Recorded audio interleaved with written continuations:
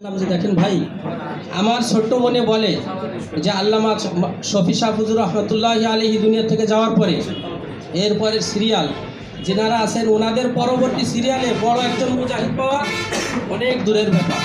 তা আমার মন বলতেছে আল্লাহ তাআলা এই পরীক্ষার মাধ্যমে, এই জেলের মাধ্যমে আল্লামা মামুনুল হক আমাদের সাহেবকে আল্লাহ তাআলা 20 বছর 30 বছর আগে যে এখানে নিতেন, এই পরীক্ষার মাধ্যমে, এই জুলুমের মাধ্যমে 20-30 বছর আগে ওইখানে নিয়ে নেবেন।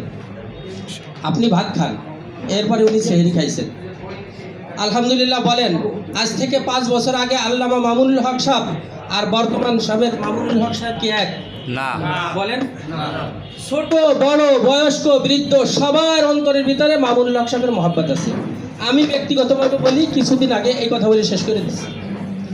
আমাদের এলাকার বিএনপির এক নেতা, একসাথে ছোটবেলায় মাদ্রাসা পড়ছি, ওই হিসেবে পরে আমি ডাক দিছি। আমি জানি না যে ও বিএনপিতে গেছে। আমার দোকানে বসে আধা ঘন্টা ওরে দাওয়াত দিচ্ছে। আধা ঘন্টা দাওয়াত দেওয়ার পরে মামুনুল হক সাহেব দাওয়াত বারকা তুমির কষ্ট কুরবানিগুলো তুলে ধরলাম, আর ইসলামী দল করার গুরুত্ব তুলে ধরার পরে কিছুক্ষণ পরে আমার মাথা দিয়েছে। এরপরে দেখি জ্বর চোখ দিয়ে 2 ফোঁটা পানি পড়তেছে। এরপরে বললো যে তুমি আমার এমন সময় বলছো, মাত্র 3 দিন আগে আমার দল বিএনপিতে নিবন্ধন হয়ে গেছে, কিন্তু আমি তোমার কথা দিলাম আমি দলে আছি, কিন্তু ভোট আমি ইসলামী দলে দেবো। এখন আবার এই কথাটা বলার উদ্দেশ্য ছিল কি ভাই, আমরা প্রত্যেক দিন মানুষকে দাওয়াত দিব। এখন দাওয়াত দেওয়ার জন্য খোরাক দরকার।